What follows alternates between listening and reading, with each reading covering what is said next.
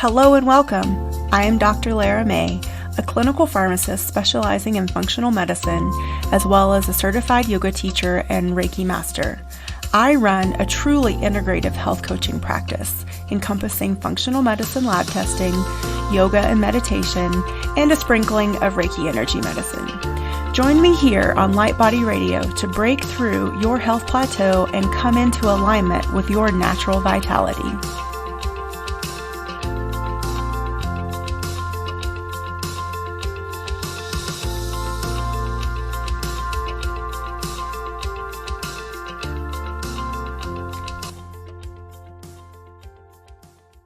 Hello and welcome, everyone. I'm your host, Dr. Lara May, and this is Light Body Radio. And today we have with us Alie Harwood, and we are going to talk about the foundations of true self-confidence and what all that entails and what it really means.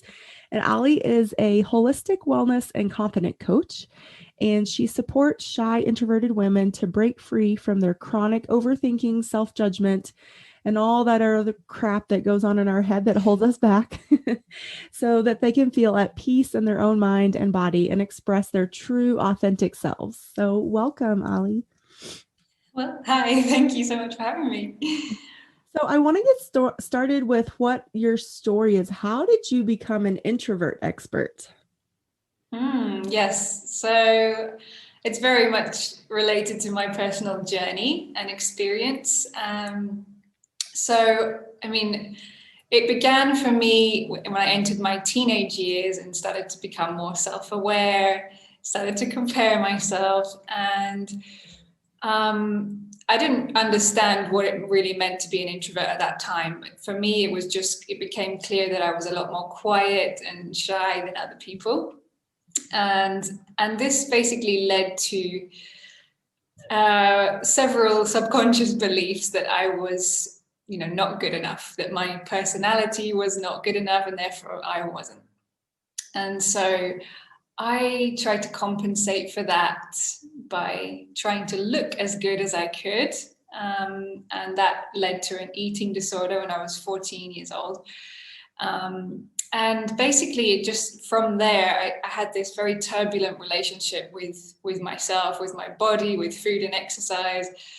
And it was a very private struggle of this kind of unworthiness and self-consciousness, not really knowing or feeling confident enough to share my true thoughts and feelings, and kind of feeling like I needed to either be like others to fit in, or it was just easier to withdraw and be alone.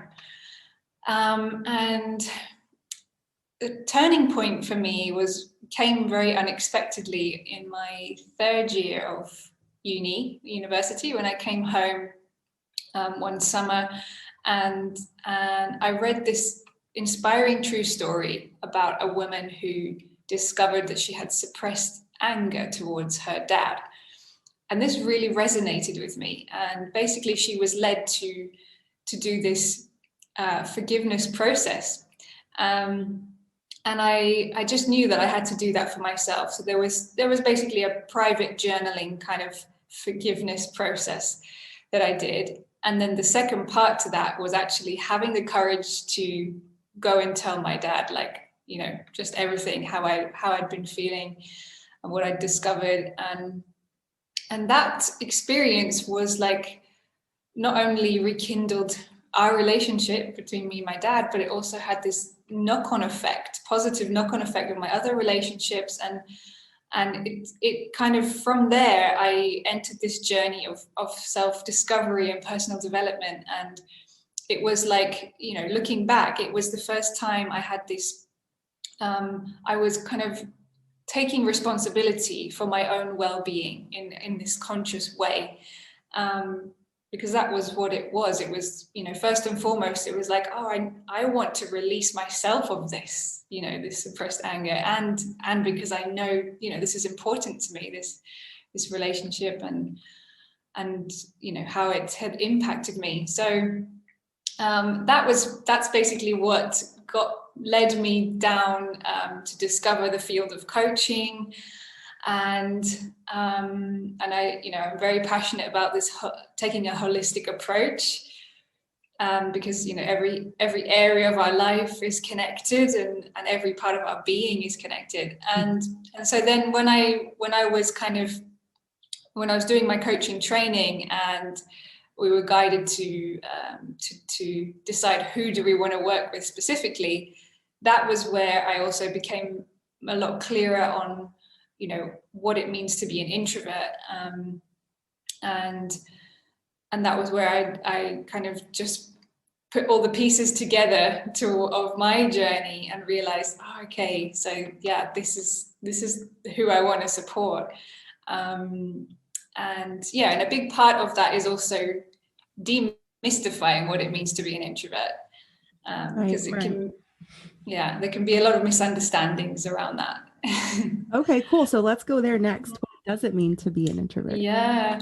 So, I mean, first of all, the misunderstandings can be that it equals shyness or social anxiety or low self-confidence, and actually, it's a personality type by itself, and those things are not, they are additional things that anyone can experience, really.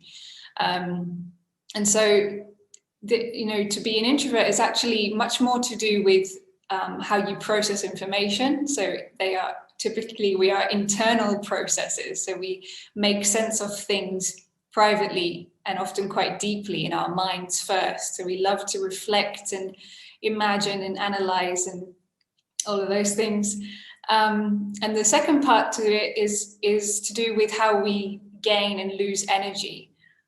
So typically introverts are more sensitive to stimuli in the environment, whether it's lots of people, noise, light, energy, movement. And so we can still enjoy the kind of those situations, but there will be a limit where we need to actually recharge by having some alone time and quiet time, much more often than extroverts typically would. So yeah, they're the kind of key parts to it. Mm-hmm. And so, on your website and in your work, you talk a lot about the true self. So, what is the true self, and how is that different than maybe what might be considered or labeled as like the ego or the egoic self? Yeah, I mean, this is something that I'm constantly exploring more of, because it's such a wide topic. But I think a big, like a important place to start is kind of doing that self-discovery work. So really looking at what are all the labels and the beliefs that you are currently identifying with, and kind of exploring, okay, where did they come from? And we don't need to get too hung up on that if you don't really know where, but just exploring that, and then coming to this realization of like, okay, is this a fact? Is it like 100% true? Does it represent the real me, the whole me? And from there, then it's coming to this realization that you actually have a choice there. These labels, these beliefs, and of course, like our patterns, our habits, we're not limited to them as much as it can seem that way, because we become so used to this way of thinking and believing and acting. But actually we can tune into, okay, well, what would my heart how would my heart view this, or my soul, or what would I truly love to believe instead, and from there it's kind of recreating your beliefs and your sense of self. So I think Right. that's one place to start. Yeah, because a belief is just a thought that we keep thinking, right? And Exactly. I don't think a lot of people really understand a belief as being that. And when we just distill it down to something so simple, is that we get to choose what we think, and therefore we should be able to also choose what we believe. Mm-hmm. And that when we're young, I mean, it's normal for us to, be taught things by our parents and by society, friends, and school. But I think, especially too, like you alluded to earlier, as an introvert, we almost take those on. And maybe extroverts do too. Maybe this is one of these universal human things that we don't know any better. And so we just take them on. And then it's almost like the journey of unlearning as we become autonomous adults. And then realizing, oh, just because they said that, or just because they, or I was told this over and over and over by society or the media, doesn't necessarily make it true. And I get to decide what's true for me. Mm-hmm. Exactly. Yeah. So I think this naturally takes us to the next sort of like aspect of your work, which I love. And it's also my word for 2021 is awareness. And Mm-hmm. so the role that awareness plays in your work and how you work with your clients, and just this journey that you take your clients on. Mm. Yeah, so like I mentioned before, I love to start with this self-discovery to really get to know yourself. And so that includes, getting to know your needs, your preferences, your passions, your values, your strengths, your desires, and your areas that you'd like to heal and grow in. And it's coming to this place of acceptance around that as well, versus resistance and judgment, because when we do that we just kind of amplify those, what the things that we are not liking or not fully accepting, um, and and from there it's then going into the mind, all the mindset work, so the labels, the beliefs, um, definitely just becoming more aware of the nature of your mind, and then and the power of it, and really, as we were saying, like how those thoughts and beliefs can impact our feelings and then our actions, and um, oh, yeah, lost my thought. Yeah, no. I think it's just so powerful because I don't think that a lot of us really even are aware that we can give ourselves permission to ask all those Mm, questions. I mean, um, you know, because I think, especially I know with my clients, sometimes you ask some of those questions and they're like, oh, I don't know. No one's ever asked me that yeah. before. And it never occurred to them to ask themselves Mm-hmm. that. And so I think just the practice of going through and creating that space for that Mm-hmm. curiosity can open up so much. And when we, like you said, create the awareness and then also just give ourselves permission and then come to a level of acceptance, I think that can just, and it seems so simple, but it can be such a huge Mm-hmm. shift. Yeah, absolutely. And yeah, and I think too, also being an introvert myself, I think your work is so powerful because I feel like introverts oftentimes feel more isolated and alone just because we get in these Mm, cycles and we know what makes us feel better, but then also too, sometimes it can, have a negative feedback loop mm-hmm. also. And so, sort of like creating that camaraderie and that supportive environment so that you or the client knows that they have someone to talk to, they have someone to support. And I think in this crazy year that we've been through with COVID and so much, isolation because of, the infectious aspect of it, but now that we've been forced into isolation, whereas introverts usually before chose isolation in certain aspects. So have you seen that affect your clients, or maybe even like the world? How have you seen that play out from your perspective?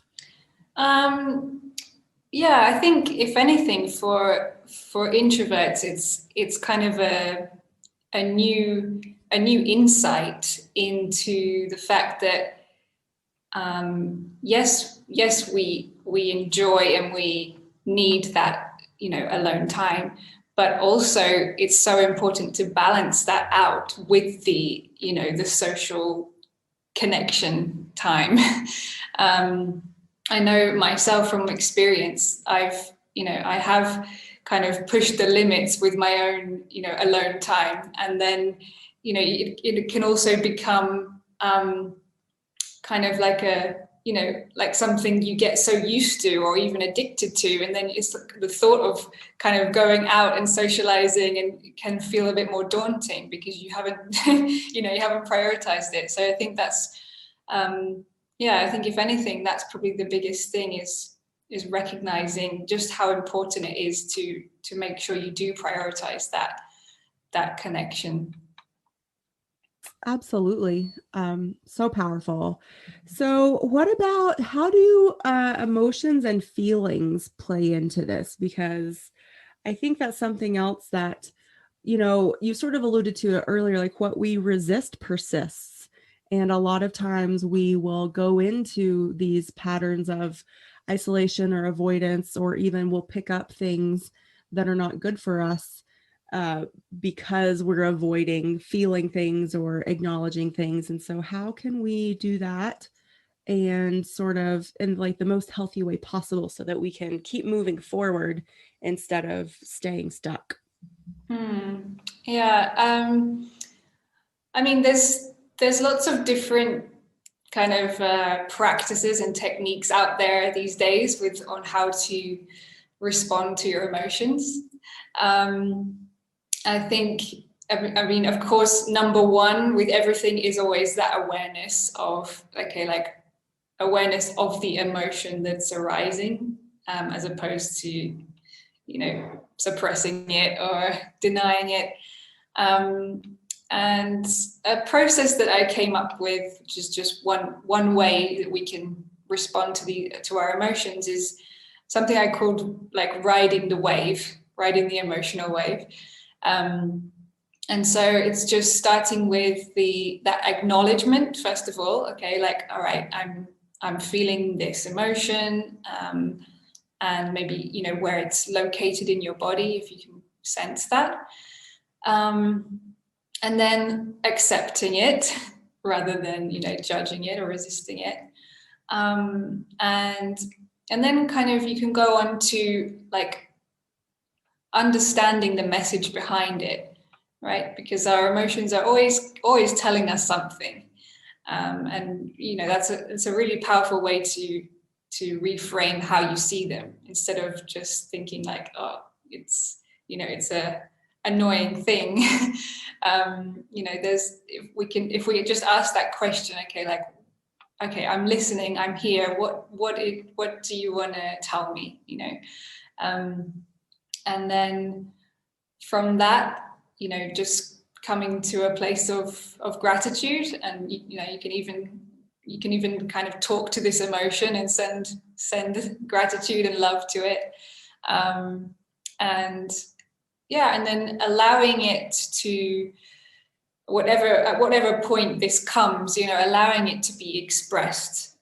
So whether that is through sound or tears or whatever it might be, just giving yourself permission to actually move that energy out of your body. And if, I mean, this is a nice thing to do alone, but if you are around other people, or using your breath is always a nice kind of discreet way to do it, where you can, you're relaxing your body, and that exhale can be that kind of way to release whatever you might be feeling. Right, with intention, I assume, Mm, like saying, yes. okay, Yeah. yeah, so I'm going to intentionally allow this to release. Mm, I love too that you brought up like where am I feeling in my body, because I think especially too like when it comes to like a lot of my work is focused around preventing disease state manifestation. mhm, And I don't think we all realize, again, like we store these emotions and these events, and we store so much stuff in our body because we we don't want to feel it. And but ironically enough, then we end up holding on to it because it is unprocessed. And then but we're not taught how to process mhm, it. And so or we're told that, like just don't show those feelings, like so it's just so interesting that I think it's such an important practice too, to start allowing yourself to tune into your body. And I know you recently wrote a blog about embodiment. And so I think that would be good and to talk a little bit more mm, too, like what does embodiment really mean? And is it just a matter of like allowing space and time to start tuning in and asking these questions and just letting whatever comes up come up. yeah. So embodiment to me is about being fully present in the body, and connected to whatever you're feeling within, and then authentically expressing that on the outside. So there's this kind of alignment between your inner experience and your outer expression. So like an example is, we might say like she's the embodiment of joy, and it's because it's like her body language. It's like an energy that we can sense. You might hear it in her voice. So there's this kind of complete, alignment, which is not always what we do in our daily life, because we can be, kind of, like we said, so we can suppress how we actually feel or hide how we really feel. And so there's a misalignment, right? However we try to cover it up. Um, and so, yeah, embodiment is so basically we can. I recently became an embodied dance facilitator, and through that practice, it's a way to practice embodiment. So it's like you can either tune in to connect to your body and your feelings that maybe you did suppress in order to release them, or you can also connect to the feelings you want to call in and embody. And like there's different ways that we can call in a feeling, and it can be through affirmations and visualization, and then of course movement, dance, music, breath, sound, all of these kind of ways to invite a feeling within us. So yeah. Yeah, no, I love that because I think also too it really comes back to being intentional Mm, and just creating the practice of showing up intentionally for yourself in your life. And so whether that's okay, I want to embody more of self-confidence, what does that look like and what will that look like for me? And so what is there do you feel like that's sort of a stepwise process for each person, or do you feel like each person has a little different um approach when it comes to like figuring out this whole self-confidence thing? um I mean, so in my signature program, my one-to-one program, I put together these 6 core steps that reflect my own personal journey, and Mm. that's where I take this holistic approach. So I believe that that's a very helpful structure, of course, Yeah, like a but framework. yeah, a framework, exactly. Um, and I think it's important, if anything, setting the foundations at the beginning, which for me is this kind of releasing the suppressed emotions, kind of letting go of the past or yeah, whatever you're holding on to. Then it's the self-discovery mindset reprogramming, and then it's like this.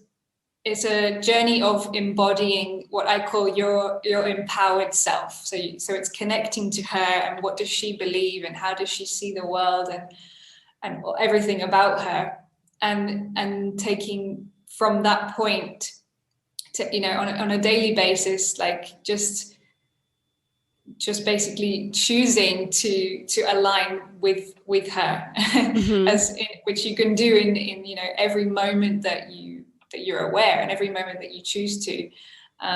So and a big part of that is you know having this choosing self-love and self-compassion, and so they are that's what I see as the foundation, and then it becomes more of like, you know, learning how to own your voice around other people, because, you know, we can learn these kind of surface tips on how to feel more confident around people, but I feel like that foundational work is really key to establish that first.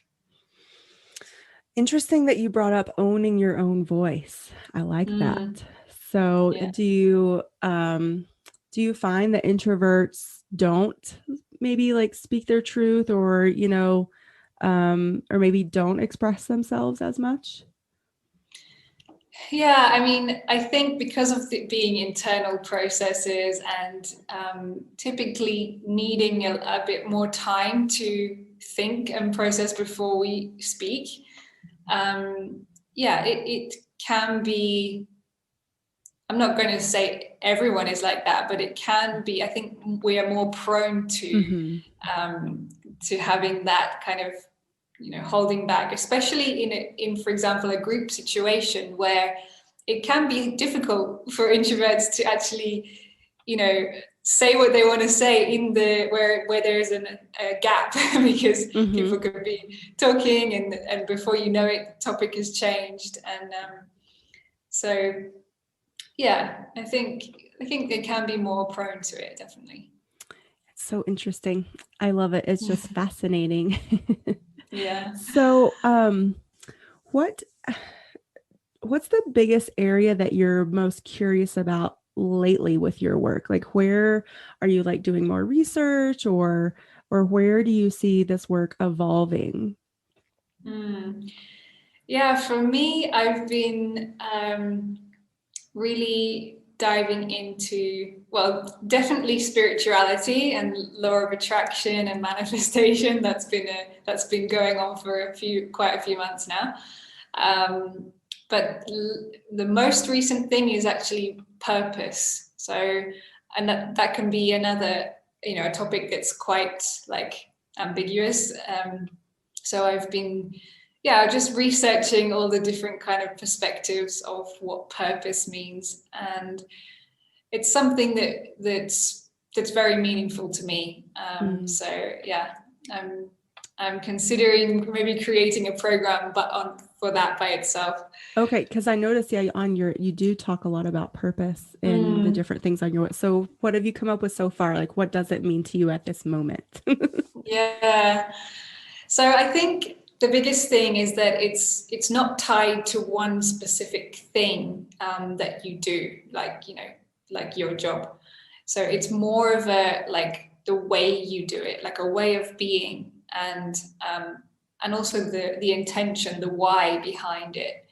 So I think it's a way of being that's in alignment with your truth and your passions and your values. So that's where that self-discovery work is so important, to kind of see where there's these common themes that are coming up across all of those parts of you, to then just kind of explore what, like, and also your strengths and your gifts as well, I think. So I feel like putting it together, your purpose is something that you can offer to the world in whatever way it is, that is comes naturally, and it's kind of enjoyable for you. So it's using your gifts in that way. Right. And I think that could be so many different things. And I think you brought up a good point that I think, well, when people hear that word purpose, they're like, oh, it must just be like what I do for work.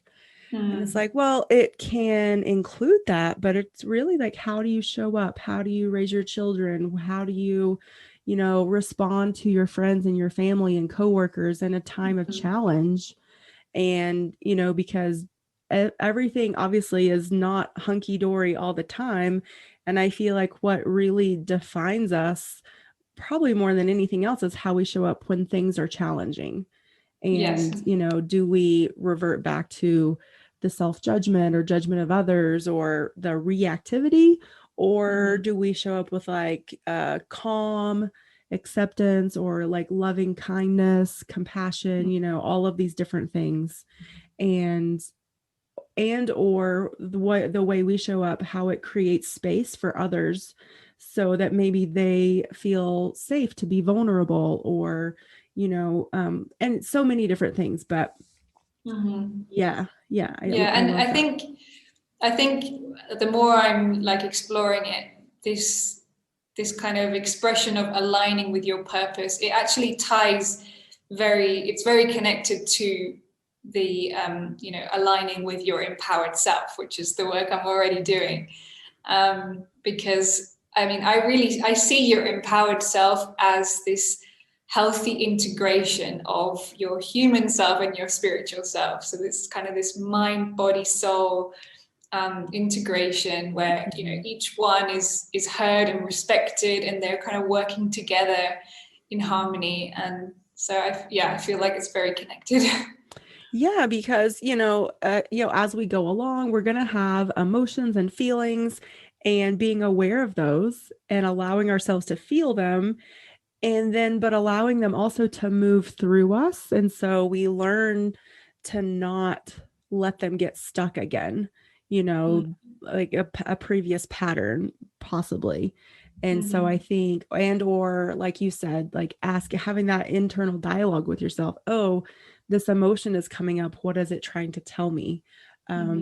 Because I'm sure, as all of those of us that are students of the law of attraction, the emotions, they're our internal guidance system, as Abraham Hicks likes to say. So. Yes.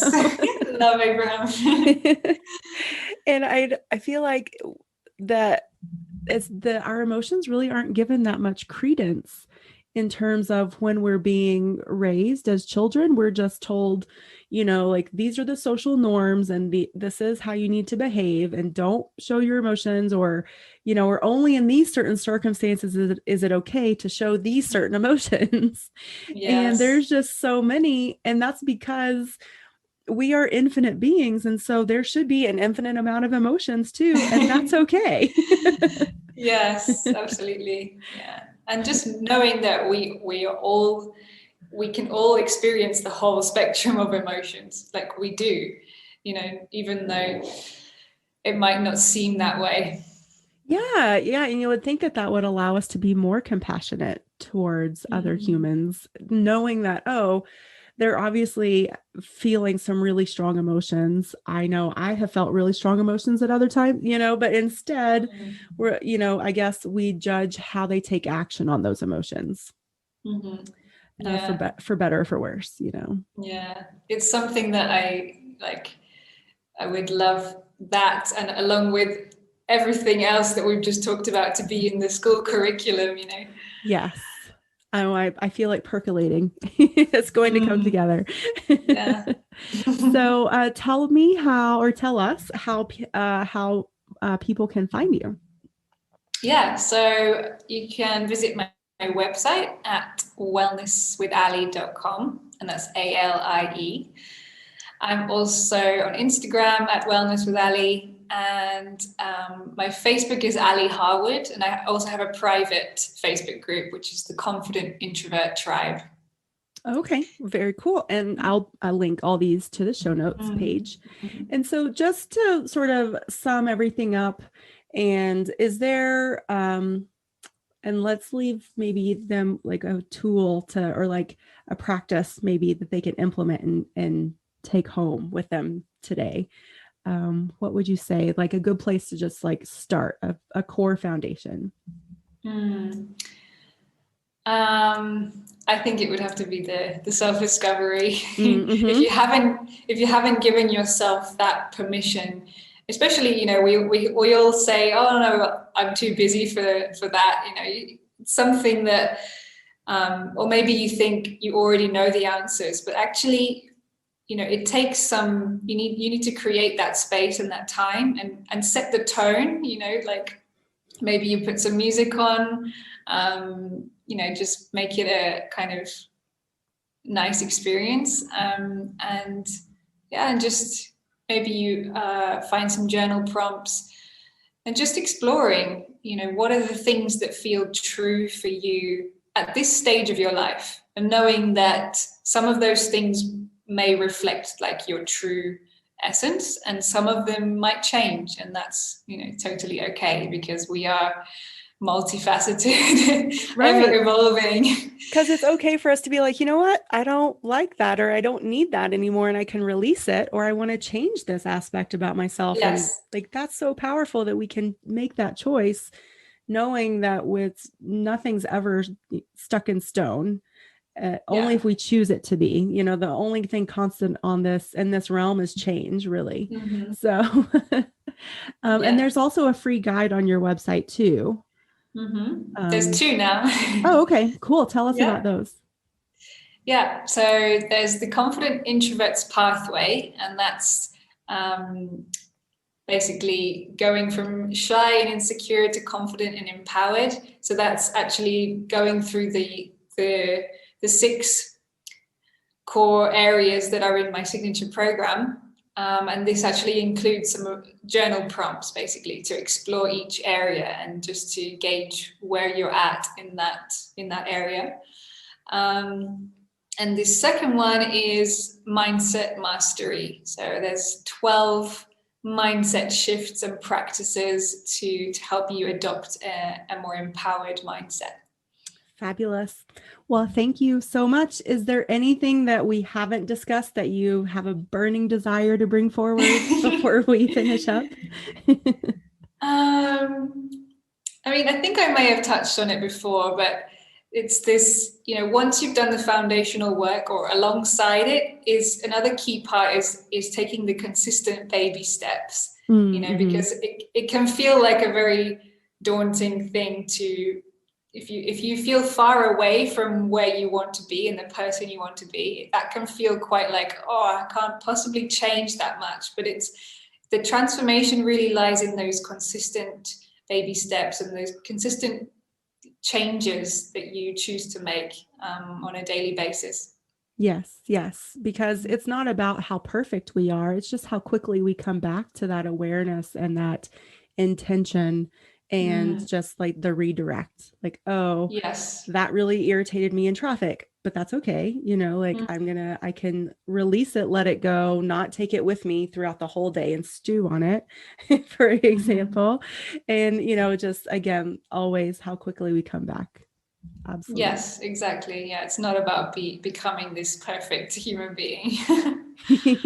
Yeah, no, I think that's important to point out. And I do feel like this is a good place to like for us to end up because we've talked about the self-compassion and acceptance, but with the what is the aspiration? Well, the aspiration, like you said, is to be balanced, to be aware, to be embodied, and that means that we're human and we're imperfect, but we have Mm, this infinite potential to for happiness and joy and expansion. And so it's mm-hmm. just constantly sort of taking some steps forward, and then maybe we take a step back, but then we come back, recenter ourselves and keep taking those steps forward and Yeah. just loving our imperfections. Mm-hmm. Well said. Well, thank you so much. And I look forward to chatting with you more as your programs evolve. I can't wait to see what unfolds next. And we will chat with Alie again. Thank you. Thank you.